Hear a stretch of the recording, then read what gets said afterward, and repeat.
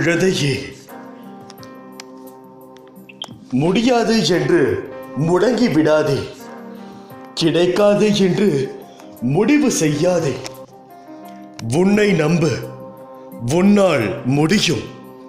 உனக்கு நான் இருக்கிறேன். பகைவர்கள் உனக்கு வெளியில் இல்லை. பலவீனமான எண்ணங்களே உன் உண்மையான எதிரி. மனதை ஒருநிலைப்படுத்த கற்றுக்கொண்டால் எதில் ஈடுபட்டாலும் நீ சாதனை படைக்கலாம். வாழ்வில் உயர்ந்த நிலையை அடையும் நேரம் வந்துவிட்டது. இனி உன் வாழ்க்கையில் அனைத்தும் சுபமே. எதை விதைக்கிறாயோ அது முளைக்கும். எதை மற்றவர்களுக்கு செய்கிறாயோ அதுவே உனக்கு திரும்ப வரும். வரும் காலம் எல்லாம் மகிழ்ச்சி என்னும் சத்தம் உன் மனதில் ஒலித்துக் கொண்டே இருக்கும். உன் உணர்வுகள் சில்லிட்டு ஆனந்த கண்ணீர் பெருகும்.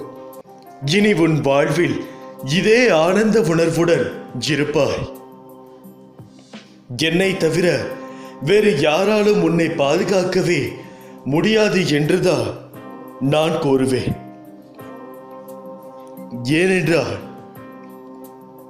என் குழந்தைக்கு நான் பாதுகாப்பாமல் வேறு யார் பாதுகாப்பார்கள்? சோதனை அதிகமாக இருந்தால் சுகம் பெரிய அளவில் வரப்போகிறது என்று நான் கூறினேன். ஆனால் அதில் சிலர் சோதனை வருவதனால் எப்படி சந்தோஷம் பெருகும் என்று யோசித்திருப்பீர்கள். எப்படி என்று நான் கூறுகிறேன். என்னவென்றால்,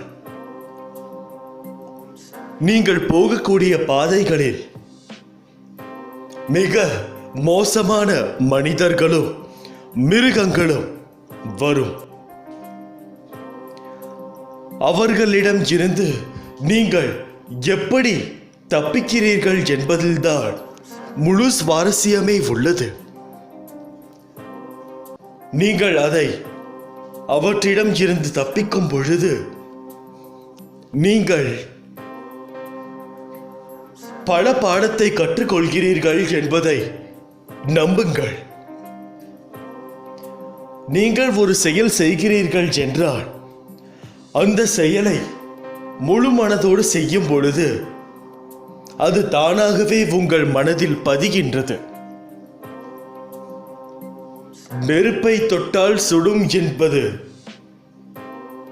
உணர்வு தக்க செயல். அப்படி இருக்கும் பொழுது நீங்கள் நெருப்பை தெரிந்து தொட்டீர்களோ தெரியாமல் தொட்டீர்களோ, தொட்டதற்கு பின் சுடும் அந்த சூடு உங்கள் விரலால் தாங்க முடியவில்லை அல்லவா? அப்பொழுது அந்த உணர்வு உங்கள் மனதில் ஆழமாக பதிகின்றது.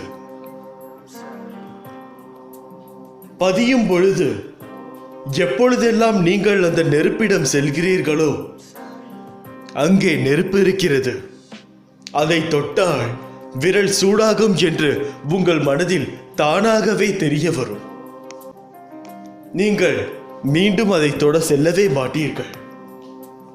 அதுபோலதான் உங்களுடைய பிரச்சனைகள். ஆகையால் ஒவ்வொரு பிரச்சனைக்குண்டான வழிகளும் நீங்கள் தான் உருவாக்க வேண்டும். அதை செயல்படுத்துவது உங்கள் மனதில் இருந்து நான் செயல்படுத்துவேன். நான் என்னதான் கூறினாலும் நீங்கள் இதில் செயல்பட வேண்டியது மிகவும் அவசியமான ஒன்று. என்னவென்றால், பொறுமையுடன் ஒரு விஷயத்தை நீங்கள் கையாள வேண்டும். உங்களுடைய பொறுமையை சோதித்து பார்க்க ஏன் நானே கூட பலவித விஷயங்களை செய்வேன். அவற்றில் இருந்து நீங்கள் எவ்வாறு கடந்து வருகிறீர்கள் என்பதில்தான் உங்களுடைய சாமர்த்தியம் இருக்கிறது. எவ்வளவு துன்பங்கள் வேதனைகள் வந்தாலும் அவற்றை எல்லாம் நீங்கள் கடந்து வர வேண்டும். ஏனென்றால் கடந்து போவதுதான் வாழ்க்கை. இந்த வாழ்க்கையில், இந்த பூமியில் உங்களுடைய உடல் கூட உங்களுக்கு சொந்தம் இல்லை என்று நான் கூறியிருக்கிறேன். யாராவது உங்களை விட்டு சென்றார்கள் என்றால் அதை யோசித்துக் கொள்ளுங்கள். போனால் போகட்டும், இந்த தேகமே எனக்கு சொந்தம் இல்லை என்று கூறிக்கொள்ளுங்கள். வீட்டில் இருக்கும் அன்பை வைத்துவிட்டு வெளியில் பிற அன்பை தேடாதீர்கள். வீட்டில் இருக்கும் அன்பு தூய்மையான அன்பு. வெளியில் காட்டும் அன்பு, அதாவது உங்களிடம் ஏதாவது ஒரு விஷயத்தை எதிர்பார்த்து வரும் அன்பு, மிகவும் ஆபத்தானது. உங்களுடைய தேவைக்காக உங்களையே கொல்லும் அளவிற்கும் அது சென்றுவிடும். நீண்ட நாட்களாக உங்களது வேண்டுதல்கள் வைத்துக் கொண்டே இருக்கிறீர்கள். இவையெல்லாம் நான் ஏன் செய்யவில்லை என்று நீங்கள் சொல்கிறீர்கள். ஏனென்றால் அதற்கு உண்டான தக்க சமயம் வர வேண்டும். வந்தால் மட்டுமே என்னால் அதை செயல்படுத்த முடியும். நேரம் வந்தாலும் அது உங்களுக்கு உகந்ததா என்று நான் சோதிப்பேன். அதற்கென சில சங்கடங்களையும் கஷ்டத்தையும் கொடுப்பேன். அந்த பொருளிற்காக நீங்கள் எதை வேண்டுமானாலும் இழக்க தயாராக இருக்கிறீர்களா என்று கூட சோதிப்பேன். அப்பொழுது முடிவெடுக்க வேண்டியது நீ மட்டும்தான். அந்த பொருளிற்காக பிறரை நீ துளைக்க வேண்டுமா வேண்டாமா என்பதை முடிவெடுக்க வேண்டியது நீதான். ஆகையால் இந்த முடிவுகளுக்கு இடையேதான் நீ வேண்டக்கூடிய அந்த விஷயம் ஒளிந்திருக்கிறது. எது எப்படி நடக்க வேண்டாலும் நடக்கட்டும் என்று கூறுகிறவர்கள் வேறு. ஏனென்றால் நான் எதை அவர்களுக்கு நடத்திதானோ அவர்கள் அதை முழுமையாக ஏற்றுக்கொள்வார்கள். ஆனால் நீயோ அப்படி இல்லை. அடம் பிடிக்கும் குழந்தை. அடம் பிடிக்கும் குழந்தைக்கு தான் என்ன வேண்டும் என்று கேட்டாலும் அதை கொடுத்துவிட்டு அதால் வரும் கஷ்டத்தை பார்த்து எனக்கு இந்த பொருளே வேண்டாம் என்று கூறினால்தான் உங்களுக்கு புத்தி வரும் என்றால் நான் அதை தர தயாராக இருக்கிறேன். ஆனால் கஷ்டப்படுவது நீ மட்டும்தான் என்பதை புரிந்து கொள்ள வேண்டும். உன்னை தேற்றுவதற்காக 1000 முறை சமாதானம் கூறினேன். இதற்கு பிறகும் கூறுவேன். ஆனால் நீயோ உன் மனதில் சுமையை இறக்கி வைக்கிறாய். அதே சமயத்தில் சிறிது நேரத்தில் அதையே மீண்டும் சுமக்கிறாய். மீண்டும் புலம்புகிறாய். எதற்கு? நான் பார்த்து கொள்ள மாட்டேனா? என் மீது நம்பிக்கை இல்லையா? உனக்கான அனைத்தும் நான் சரி செய்து கொண்டுதான் இருக்கிறேன் என்பதை நீ புரிந்து கொள்ள மாட்டாயா? நீ என் மீது நிறைய அன்பு வைத்துள்ளாய் என்பது எனக்கு தெரியும். நீ ஜென்மம் ஜென்மமாய் என்னுடைய உயிராய் இருக்கும் குழந்தை. உன்னை சரி செய்வது என்னுடைய பொறுப்பு. உன்னை ஒருபோதும் வேதனைப்படுத்த மாட்டேன். உனக்கு இன்றைய நாள் வரை நண்பர்கள் காயப்படுத்தி இருப்பதை மட்டும்தானே நீ அறிவாய். ஆனால் உண்மையான நோக்கம் உன்னை காயப்படுத்துவது அல்ல. அவர்கள் உன் அன்பை ஒரு பொருட்டாக கூட மதிக்கவில்லை. உன்னை கேலி பொருளாக மற்றவர்களிடம் சிரித்து உன் அன்பை அலட்சியப்படுத்தின வழி. நீ உரிமையாய் கோபம் கொண்டதை அவர்கள் சித்தரித்து சொன்ன விதத்தால் அவர்கள் முன் நீ கோபம் கொண்டவர்களாக தெரிய வைத்து உன் பெயரையே கெடுத்தார்கள். புது நண்பர்கள் அறிமுகமானதால் உன்னை அலட்சியம் செய்து பேச வைத்தார்கள். எதற்கு என்று அமைதியாக இருந்தாலும் உன்னை விடாமல் காயப்படுத்தி பதம் பார்த்தார்கள். அவர்கள் நம்பிக்கைக்கு உரியவர்கள் அல்ல என்பதற்காக தான் உனக்கு அதை பற்றிய விஷயங்களை புரிய வைத்து அவர்களிடம் இருந்து உன்னை விலக்கினேன். இனிமேல் எல்லாம் நல்ல நேரம்தான். உனக்கு அவர்களிடம் இப்படி பேசாமல் இருக்கிறோமா சரியா என்றுதானே யோசிக்கிறாய்? சரிதான். உனக்கு இந்த அமைதிதான் நிம்மதி தரக்கூடியது. நீ போகும் பாதையை நான் வழிகாட்டுகிறேன். அதனால் இது சரியா என்று யோசிக்காதே. நான் துணை நின்று பாதுகாப்பேன் என் உயிரான குழந்தைக்கு. தேவையில்லாமல் கவலைப்பட தேவையே இல்லை. எந்த ஒரு பிரச்சனை வந்தாலும் நிலை குலைந்து நம்மை தற்காத்து கொள்ள ஏதாவது ஒரு வழியை நாமே தேர்வு செய்து இதை நிறைவேற்றி கொடுக்க பாபா என அவரிடம் பிரார்த்தனை வைப்பதால் அது பலிப்பதில்லை. மாறாக பிரச்சனை நேரத்தில் நிலை குலையாமல் வருத்தப்படாமல் அவர் முன்னால் உட்கார்ந்து என் தவறினாலோ முன்வினையினாலோ அல்லது எனது அற்புதம் நிகழ்த்துவதற்காகவோ எனக்கு பிரச்சனை வந்திருக்கிறது, இதில் இருந்து மீள்வதற்கு எனக்கு வழிகாட்டி உதவி செய்யுங்கள் பாபா என கேளுங்கள். அவர் உதவி செய்வார். எதுவரை உங்கள் பலத்தை பிரயோகிக்க நினைக்கிறார்களோ அதுவரை தெய்வ பலம் உங்களுக்கு கிடைக்காது. நீங்கள் சோர்ந்து விடட்டும் என கடவுள் காத்திருப்பார். இப்படி ஒரு நிலை வராமல் கையில் இருப்பு குறையாமல் கடவுள் அருளை சம்பாதித்துக் கொள்ள முதலிலேயே ஒப்படைத்து விடுங்கள். எதுவும் கடந்து போகட்டும் என காத்திருந்து அனுபவியுங்கள். வருவது வரட்டும். அவர் அருளால் ஒரு கை பார்த்து விடுவோம் என்ற நம்பிக்கை உங்களுக்கு வர வேண்டும். இது இல்லாவிட்டால் என் பிரச்சனையை அவன் முதுகில் சுமந்து விட்டு பேசாமல் உட்கார்ந்து கொள்ளுங்கள். மீதியை அவர் பார்த்துக் கொள்வார். விதர்ப்பமான பேச்சுகளும் செய்கைகளும் உன் முன்னர் மற்றவர்களால் நடக்கிறதா? உன் கோபம், வெறுப்பு, எரிச்சலின் உச்சத்தில் அந்த பேச்சுகளும் செய்கைகளும் கொண்டு போய் விடுகிறதா? கவலை கொள்ளாதே. உன் மனதில் சில விஷயங்களில் இன்னும் தெளிவு தேவைப்படுகிறது. பக்குவம் அடைய வேண்டியதாய் இருக்கிறது. அதை நீ கற்க வேண்டும் என்பதற்காக இந்த நிகழ்வு.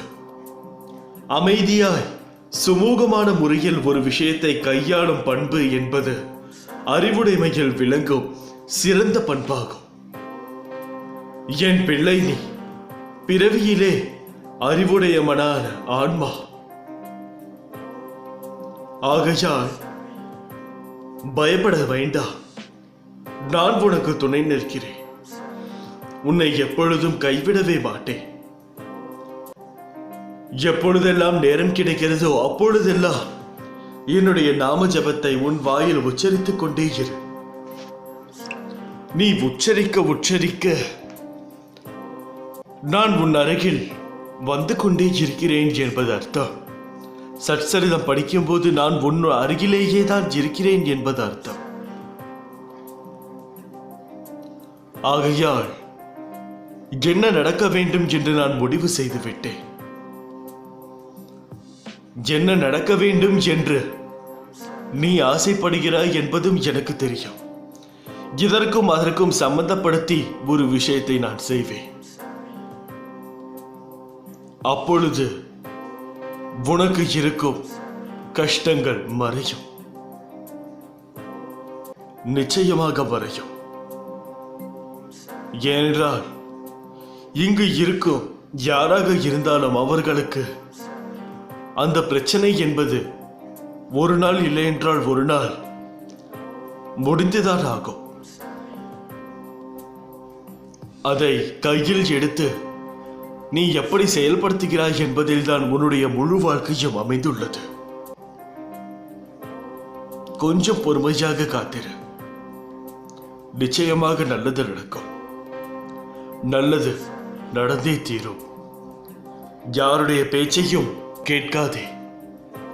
எவருடைய பேச்சிலும் நம்பிக்கை இல்லை.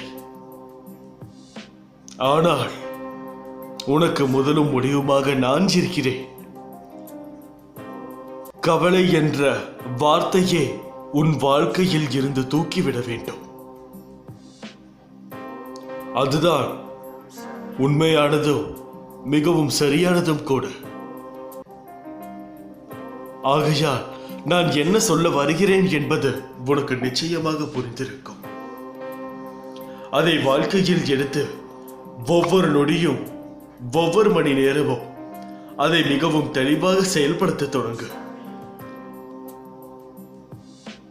உன் வாழ்க்கை பிரகாசமாக மாறப்போகிறது என்பதில் எந்தவித சந்தேகமும் இல்லை.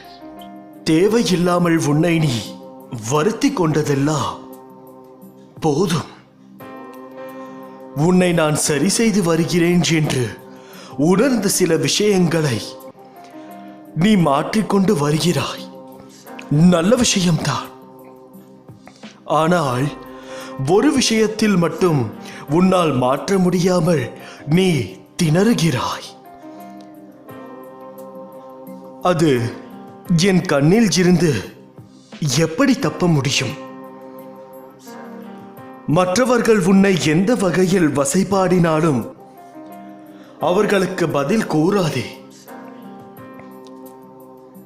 அவர்களுக்கு நீ பதில் கூறும் தருவாயில் இருந்தால் நீ தவறு செய்யவில்லை என்றாலும் என்னை மன்னித்து விடுங்கள் என கோரி அவர்களிடம் இருந்து விலகி வந்துவிடு. ஏன் தவறு செய்யாமல் நான் மன்னிப்பு கேட்க வேண்டும் என்று நீ யோசிக்கிறாய். மன்னிப்பு தவறு செய்தால்தான் கேட்க வேண்டும் என்பது இல்லை. நான் அவர்களுடன் சரிசமமாய் வாக்குவாதம் செய்தால் இழந்து போவது நம்முடைய நிம்மதிதான். அதனால் நீ வாக்குவாதம் செய்யும் சூழ்நிலை வந்தால் நகன்று விடு. என் பிள்ளையின் உன் நிம்மதியான வாழ்க்கையில் தான் என் நிம்மதி இருக்கிறது. மன்னிப்பால் நீ தாழ்ந்து போக போவது இல்லை, உயர்ந்து நிற்க போகிறாய். மற்றவர்களை நேசிப்பதால் தவறு இல்லை. ஆனால் அவர்கள்தான் உலகம் என்று நினைக்கும் தருவாயில் இருக்காதே. அவர்கள் அன்பிற்கு சார்ந்து இருக்காதே. அந்த அன்பு சில சூழ்நிலையில் குறைந்து போகலாம். அந்த சமயம் உன் வாழ்க்கையில் வெறுமை காண்பாய். நான் உன்னிடம் சொல்லும் அர்த்தங்களை புரிந்து கொள். அன்பு தவறு இல்லை. ஆனால் அளவு கிடந்த அன்பில் எதிர்பார்ப்பு ஏற்படும். அதில் நீ மாட்டிக்கொள்ளாதே. அது உன் வாழ்க்கையின் நிம்மதியற்ற சூழ்நிலையை உருவாக்கிவிடும். ஏனென்றால் இவ்வுலகில் எதுவும் நிரந்தரம் இல்லை. இவ்வுலகில் நீ பிறந்தாய் வாழ்ந்தாய் என்று இருக்காதே. மற்றவர்களின் உணர்வை உன் உணர்வாக மதித்து நட. வாழ்க்கையில் போராடி தோற்பது என்பது அவமானம் இல்லை. வெற்றியை விட உனக்கு கிடைத்த மிகப்பெரிய வாழ்க்கையின் பரிசு அனுபவம். அந்த அனுபவத்தில்தான் வாழ்க்கையை உன்னால் வாழ முடியும். அதன் பிறகுதான் உண்மையான வாழ்க்கைக்கு அர்த்தத்தை நீ உணர்வாய். சோம்பேறித்தனத்தை விடுத்து போராடு.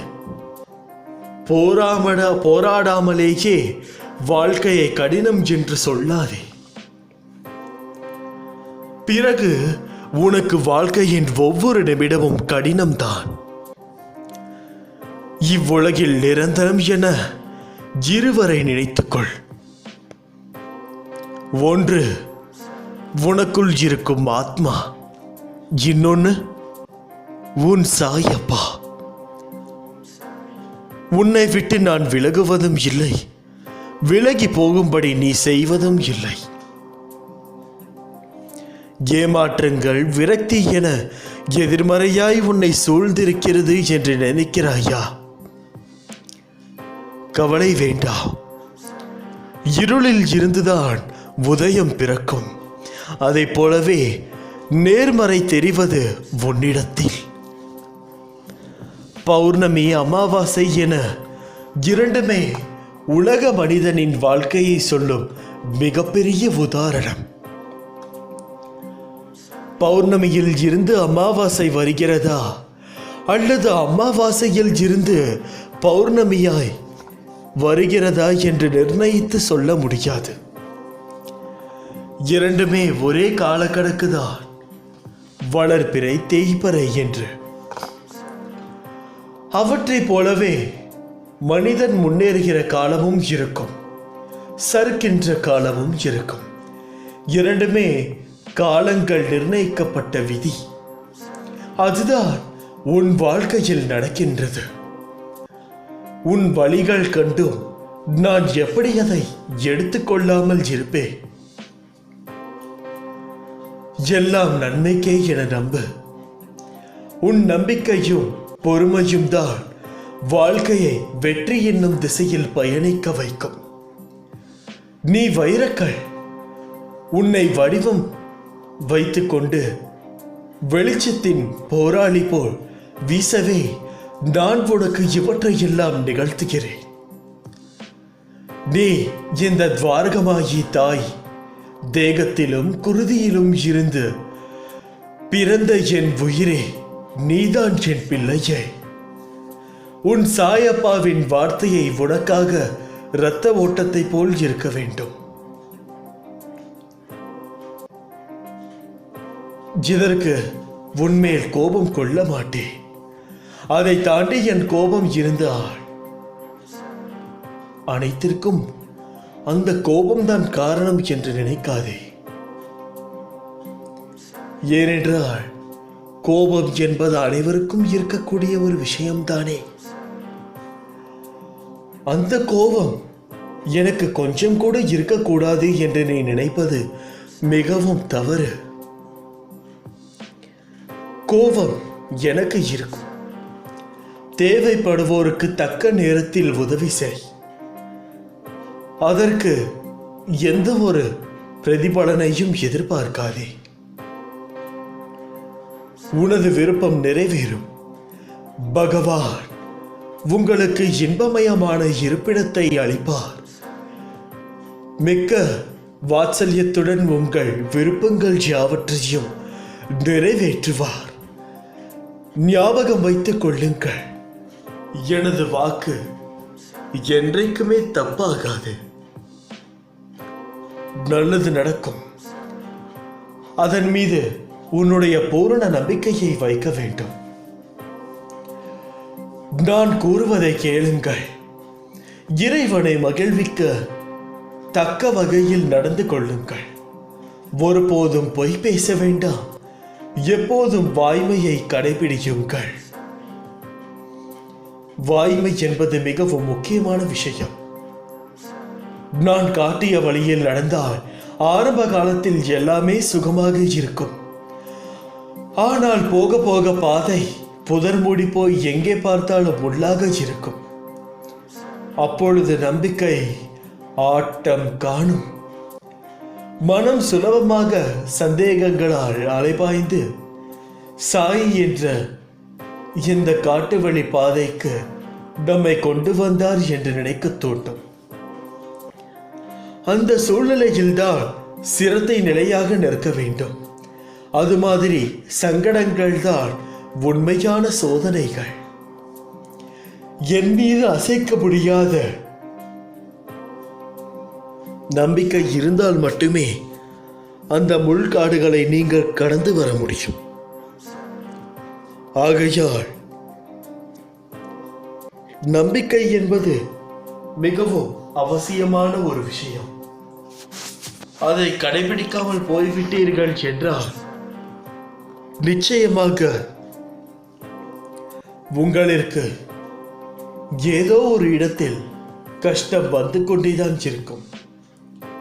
அவர் இருக்கிறார், அவர் பார்த்துக் கொள்வார் என்று நீங்கள் இருக்க வேண்டும். மௌனம் மிகவும் சக்தி வாய்ந்த வார்த்தைகள். உன் பேச்சை குறை, பிரச்சனைகள் குறையும். பேசாமல் இருந்தால் பிரச்சனைகளே வராது. ஆகையால் எந்த ஒரு செயலையும் மிகவும் திட்டமிட்டு செயல்பட தொடங்கு. வார்த்தையை தேவையில்லாமல் அனைத்து இடத்திலும் உபயோகிக்காதே. உபயோகித்தால் உனக்கு தான் பிரச்சனையை தவிர உன்னை சுற்றி இருப்பவர்களுக்கு அல்ல. அந்த பிரச்சனையை புரிந்து கொண்டு உன் வாழ்க்கையில் வெற்றி நடை போட தொடங்கு. இந்த நாளில் நீ எனக்கு சமர்ப்பிக்க வேண்டிய மிக மிக முக்கியமான தட்சிணை, குருவிற்கு நீங்கள் சமர்ப்பிக்க வேண்டிய முக்கியமான தட்சிணை சபூரி. பொறுமை அல்லது விடாமுயற்சி என்பதே சபூரி ஆகும். குருவின் இடத்தில் பொறுமையுடனும் மிக நீண்ட காலம் அவருக்கு சேவை செய்யும் விடாமுயற்சியுமே இவ்வுலக வாழ்க்கை என்னும் பெருங்கடலை கடப்பதற்கான ஒரு தோணியாகும். அது துன்பக்கடலில் தத்தளிக்கும் உங்களை அக்கறையில் சேர்ப்பிக்கும். குருவின் இடத்தில் பொறுமை காப்பது பாவங்களையும் வேதனைகளையும் அறவே நீக்கும். பல்வேறு வகைகளில் உங்களுக்கு நேரவிருக்கும். பேராபத்துகளை விலக்கும். எல்லா அச்சங்களையும் அப்பால் அகற்றும். கடைமுடிவாக அது உங்களுக்கு மிகச்சிறந்த வெற்றி அளிக்கும். பொறுமை என்பது மனிதனிடத்தில் உள்ள நற்பண்புகளின் சுரங்கம். அது நல்ல எண்ணங்களின் கூட்டாளி. இந்த மிக சிறந்த தட்சிணையை நீங்கள் எனக்கு அளித்தால் நான் மனம் மகிழ்வேன் என்பதில் சந்தேகமே வேண்டாம். மனம் நொறுங்கி வாழ்க்கையில் நெருக்கடியாய் நிற்கின்ற அளவுக்கு உன் மனதில் உள்ள அழுத்தங்கள் உன் சாய்தேவா நான் எப்படி உணராமல் இருப்பேன்? நம்பிக்கையை, பொறுமையை வலுவாக கொண்ட என் பிள்ளை இன்று தளர்ந்து காணப்படுகிறாள் என்று என் வருத்தத்தை நான் யாரிடம் போய் சொல்வேன்? நீ மனம் பாரமாக இருந்தால் என்னிடம் கூறி முறையிடுகிறாய். உன் சாய்தேவா நான் எங்கே போய் புலம்புவேன்? என் கடவுள், என் குருவிடம்தான் உனக்கான என் வேண்டுதல்களை வைத்துள்ளேன். நிச்சயம் எல்லாம் மாறும். கொஞ்சம் எனக்காக பொறுத்துக்கொள். விரைவில் வண்ணங்கள் மழையாய் பொழிய போகிறது. உன் வாழ்வில் என்னை நம்பு. என்றும் நீ நன்றாக இருப்பாய். என் அன்பும் ஆசீர்வாதமும் எப்போதுமே உனக்கு கிடைத்துக் கொண்டுதான் இருக்கும். நான் விரும்பும் நாணயம் நம்பிக்கை. நான் கேட்கும் பொருள் பொறுமை. எதையும் தேடி நீ போக தேவையே இல்லை. உனக்கு தகுதி இருந்தால் அது உன்னை தேடி வரும். 1000 பேரிடம் நீ உதவி கேட்டாலோ உனக்கு உதவ போவது நான் மட்டுமே. நீ பயணிக்கும் வழியில் என் துணை நிச்சயமாக இருக்கும். சகல சௌபாகியமும் பெற்று சீரும் சிறப்புமாய் வாழ்வதில் என்பதே எந்த சந்தேகமும் உனக்கு வேண்டாம். உன் வேண்டுதல்கள் எல்லாம் பலிக்கும். என் வார்த்தை மீது நம்பிக்கை வைத்து செயல்படு. எந்த உருவம் தெய்வீக உயிரோட்டத்துடன் இயங்குகிறதோ அந்த உருவம் பக்தருடைய இதயத்தில் ஆழமாக பதிந்து விட்டது. பக்தர்களுக்காக கைதூக்கி வாழ்த்தக்கூடியவர் தம்முடைய பூத உடலை ஷீரடியில் நீந்தவிட்ட போதிலும் நகரும் நகரா பொருள் அனைத்திலும் நிறைந்திருக்கிறார். அவர் ஒரு நாள் உனக்கு உரிய நாள் வரும். அந்த நாள் இந்த நாளாக கூட இருக்கலாம். நான் எந்த பூத உடலை துறந்து விட்டாலும் கூட என்றும் போலவே அதே வேகத்துடன் தான் என் பணியை செய்து கொண்டிருக்கிறேன். எமது முதன்மை பக்தன் மஹல் சபாதிக்கு யான் அறிவுறுத்திய சூட்சம் வாசகமே இன்று உங்களுக்கு உரைக்கின்றேன். எமது வாக்குறுதிகளை யான் மாற்றிக்கொள்ள மாட்டேன். மஹல் சபாதி கூறுகிறார், இன்று மட்டுமல்ல, என்றென்றும், இப்பிறவியில் மட்டுமல்ல, இனி வரப்போகும் பிறவிகளிலும் உங்களுக்கு எந்த விதமான தீங்கும் இழைக்க முடியாது. யாம் அதை பார்த்துக் கொள்கிறோம். பாபா தனது பக்தரான மஹல் சபாதியிடம் கூறிய வார்த்தைகள் இவை. இவ்வார்த்தைகள் மஹல் சபாதிக்கு மட்டுமல்ல, தம்மை வழிபடும் ஒவ்வொரு பக்தனுக்கும் என்றென்று அளிக்கப்படக்கூடிய ஒரு மிகப்பெரிய மந்திரம் என்பதில் எந்தவித சந்தேகமும் வேண்டாம். நானிருக்க பயமே என்ற சாய்ராம் சொல்லை நம்புவோருக்கு என்றும் துன்பம் என்பதே இல்லை. ஓடொருக்கும் சாய்ராம் என்று சொல்ல எங்கள் சர்க்குருவுக்கும் மேலான குரு இல்லை. வான மட்டும் அவரின் புகழ் எல்லை, எங்கும் காட்சி தரும் அவர் அன்புக்கு எல்லை இல்லை.